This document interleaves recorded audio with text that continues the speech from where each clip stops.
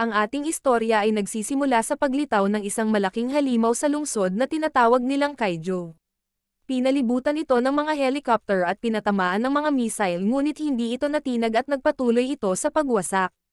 Mula sa taas ng isang building, may mga grupo ng tao na nakaitim ang bumaba at sumalakay sa halimaw. Sinubukan silang hampasin at kainin nito ngunit buti na lang ay mabibilis silang kumilos. Makikita din natin ang pagbukas ng pinto ng isang helicopter at may lumabas na nakasuot at nagpahulog ito. Bumagsak ito sa taas ng isang building at pagkababa ay kumilos agad ito. Pagkatapos ay lumitaw siya na may hawak na malaking armas at pinaputok ito sa kaiju. Nataman ito sa dibdib na siyang dahilan ng pagsabog ng katawan nito. Malalaman natin na ang bida ay isang monster sweeper na nagngangalang Kafka Habino. Habang kumakain ng burger, tinignan niya ang nagkalasog-lasog na katawan ng halimaw sa lungsod at naisip niya na mukhang mag-o-overtime na naman sila. Sa isang flashback, may dalawang batang nag-uusap at nangako sila sa isa't isa na paglaki nila ay magkasama nilang lalabanan ang mga kaiju. Balik sa kasalukuyan, binati ng mga tao ang mga 3rd Division dahil sa matagumpay nilang natapos ang kanilang misyon na walang napahamak. Naglakad si Kafka papunta sa kanyang trabaho habang ang mga hero naman ay papalayo sa natalo nilang halimaw at dito palang mag-uumpisa ang trabaho niya kapag ang labanan ay tapos na. Sila ang gumagawa ng maduming trabaho, walang pakialam ang mga tao at walang nagpapahalaga sa kanila. Mula dito ay hinahati-hati nila ang katawan ng kaiju na parang karne at itatapon ito. Kumuha naman si Kafka ng sample ng halimaw at inilagay ito sa drone. Ang trabaho nila ay hindi sikat katulad ng pakikipaglaban sa mga halimaw ngunit sila din ay nakikipaglaban na sila lang ang may alam. Napasigaw siya nang makita ang isang parte ng halimaw na nasa baba, binalaan niya ang mga ito na huwag itaas ito ngunit bigla itong gumalaw at sumabog at nadaplisan ang kasamahan nito sa tuhod. Dali-daling bumaba si Kafka sa taas at inutusan ang mga kasama nito na magdala ng stretcher. Sinabi nito sa kasama na huwag itong mag-aalala dahil mababaw lang ang sugat nito. Napasigaw ito sa sakit nang binuhusan ng gamot ang kanyang sugat. Sinabihan din niya ito na huwag niyang kakalimutan mag-file ng workers' compensation. Tumayo ito at napatingin sa halimaw. Hindi siya makapaniwalang binigyan lang sila ng 1 linggong palugit para matanggal ang katawan nito. Tinawag siya ng kanyang boss at inutusan na siya na ang bahala sa isang parte dahil kulang sila sa manggagawa doon. Tinanong siya ng bida kung saan ito at hinawakan niya ang kanyang salamin at sinabing sa bituka. Nagulat ito sa kanyang narinig at nagtangkang umalis ngunit hinayla siya sa damit nito. Nagtanong ang isang kasamahan nila kung mahirap ba magtrabaho doon at pinaliwanag ng isa pa nilang kasama na isipin na lang niya kung saan dumadaan ang kinakain ng halimaw. Sinabi pa nito na ang mga nagtatrabaho doon ay panandali ang mawawalan ng ganang kumain. Inumpisahan na ng bida ang maglagari at naiyak ito nang tumalsik ang mga tae sa kanya. Kinagabihan, pagdating nito sa kanyang bahay ay samingga siya ng samingga dahil mabaho pa din ang kanyang naamoy at pagkatapos humiga ito agad dahil sa pagod. Napatingin ito sa TV nang marinig ang balita tungkol sa matagumpay na pagtalo sa halimaw ng Special Division Force sa pangunguna ni Mina Ashiro at ang mga naging tagumpay nito. Nagtanong siya sa kanyang sarili kung bakit siya napunta sa ganitong sitwasyon ngunit natauhan agad ito. Sinabi niya sa kanyang sarili na importante din ang kanyang trabaho dahil nakakatulong siya sa mga tao at nakakain ang mga gusto niyang pagkain at nakatira siya sa magandang kwarto. Kinabukasan, pagpasok nito sa trabaho ay tinawag siya ng kanyang kasamahan. Pinakilala sa kanya si Ichikawa, na part-time student. Pinaliwanag nito na simula ngayon ay magtatrabaho na siya sa kanila at binanggit nito na determinado itong magtrabaho sa Defense Force. Natulala si Kafka sa kanyang narinig at sinabi niya kay Ichikawa na iisa lang ang pangarap nila ngunit matagal na itong sumuko at naging veterano sa kanilang kumpanya. Nainis si Kafka at pumunta sa locker nito at sinabing pinapahiya siya nito.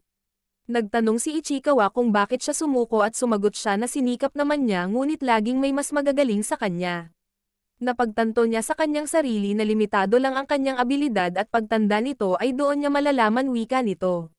Sumagot si Ichikawa na hindi niya malalaman dahil wala siyang planong sumuko at umalis na ito. Pagkaalis niya ay naiyak siya dahil kahit anong gawin niyang pagsagot ay nagmumukha pa din siyang miserable at natanong ang sarili na ang pagsuko ba ay ganon kasama. Nang nasa trabaho, Sinabi ng kanilang boss ang kanya-kanya nilang gawain at laking tuwa ni Kafka sa pag-aakalang hindi na siya magtatrabaho sa intestine nang sinabi nito na sa bituka magtatrabaho si Ichikawa. Ngunit dumagdag ito na magiging partner sila. Nagreklamo siya dito ngunit nagsalita ito na magaling siya sa parte na iyon at mabilis itong tumakbo papunta sa halimaw hawak ang isang hose.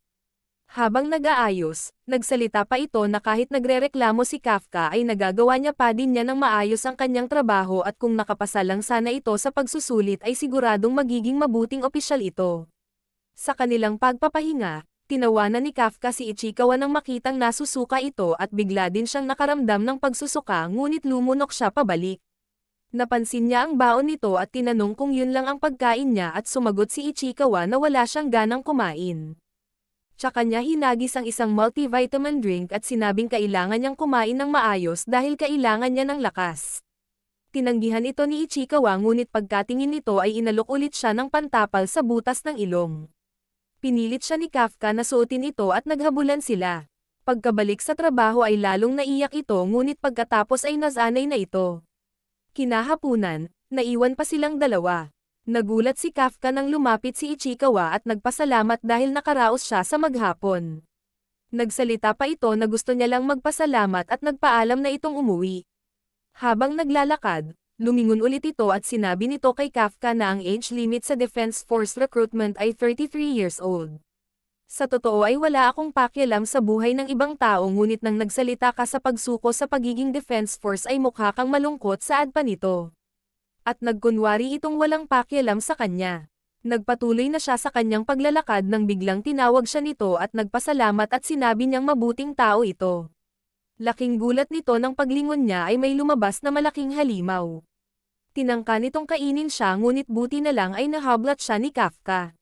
Sa lakas ng pagbagsak nila ay nagpaikot-ikot sila sa lupa. Pagmulat ng kanyang mata ay nakahiga at nakahandusay ang kanyang kasama. Pagkalingon ulit nito ay inatake siya ng halimaw at buti na lang ay naitulak siya ni Kafka. Sinigawan siya nito na tumakas at tumakbo ng mabilis sa abot ng kanyang makakaya at kapag ligtas na ito ay humingi siya ng tulong sa Defense Force. Nagdalawang isip itong umalis ngunit sinabi ni Kafka na kahit dalawa sila ay hindi nila kakayanin ang halimaw. Sinabi pa nito na paano siya magiging Defense Force kung dito pa lang ay mamamatay na siya. Kahit nag-aalangan, tumakbo papalayo si Ichikawa. Natuwa si Kafka sa naging desisyon nito at nagsimula na siyang magpahabol sa halimaw. Habang naghahabulan, nakakita siya ng pintuan at pumasok dito. Nang tumagos siya sa isang salamin ay laking gulat nito nang masugatan siya sa mukha. At pinakita ang isang batang babae na umiiyak dahil nawasak ang kanilang lugar. Lumapit ang isang batang lalaki dito at sinabing hindi niya mapapatawad ang mga kaiju sa ginawa nila. Habang pinagmamasdan ang mga nawasak na tahanan, nagsalita sila na gusto nilang maging Defense Force officer balang araw upang talunin ang mga halimaw. Balik sa kasalukuyan, patuloy pa din ang kanyang pagtakbo ngunit nakakahabol sa kanya ang halimaw. Huminto siya at pinulot ang isang tubo ngunit bigla siyang hinampes kaya lumipad ito sa ere. Inapakan siya nito at nabali ang kanang binti nito. Sinubukan niya pang tumayo ngunit hindi na kaya ng katawan nito. Tinanggap na niya ang kanyang kapalaran at nang kakainin na siya ng halimaw ay nagpakita si Ichikawa at hinampes niya ito. Nagulat si Kafka sa paglitaw niya at tinanong kung bakit bumalik pa siya. Nang nakita ang belang binti nito ay sinabi niyang hindi siya magiging officer kung aabandonahin niya lang ito. At bigla niyang naalala na gusto din niyang maging opisyal. Nainis siya sa kanyang sarili at nang aatake na ulit ang halimaw ay lumabas ang isang puting tigre. Hinablat ang kamay nito at kasunod ay sumabog ang katawan nito. Nagulat sila at lumabas ang Special Defense Force. Inutusan ng babae ang mga kasamahan niya na sila na ang bahala sa mga sugatan at umalis agad siya. Habang nasa ospital, namangha si Kafka sa kanyang kababata dahil madali niyang napatay ang kalaban at nagulat nang magsalita si Ichikawa. Sinabi nito na kung hindi siya pinaalis ng oras na iyon ay siguradong patay na siya ngayon at sinabing napaka-cool niya. Naisip na naman niya ang nakaraan nila ni Mina. Binanggit ulit niya sa kasama na dapat talaga siyang maging Defense Force officer at sinabing nasa sa kanya pa din ang desisyon at wala itong kinalaman sa kanya. Sinuntok niya ang kanyang sarili at natauhan. Nagpasalamat siya dito at sinabing napakabuti niya. Nagsalita pa siya na hindi masama ang sumuko pero hindi maganda na lokohin niya ang kanyang sarili. Susubukan niya ulit maging Defense Force Officer, saad nito at nang pagbaba ng kanyang kamao ay may isang maliit na lumilipad na halimaw sa kanyang harapan. Nagulat ito at natakot. Nang pasiga na siya ay bigla itong pumasok sa bibig niya. Pagkatapos ay para siyang sinasaniban at nagulat si Ichikawa. Tinanong niya kung okay lang siya at pagkabukas sa kortina ay nakita niya ang isang halimaw. Natulala siya at tumingin sa kanya ito. Pagkatingin ng halimaw sa salamin ay parehas silang nagulat. Nagsalita ang kaiju na siya si Kafka. At biglang may napadaan na matanda sa pintuan. Natigil ito at mabilis na lumabas ang kanyang telepono. Natigil sila at naisip na paparating na ang defense officer. Sumigaw si Ichikawa na tumakas na siya at dito nagtatapos ang ating episode 1.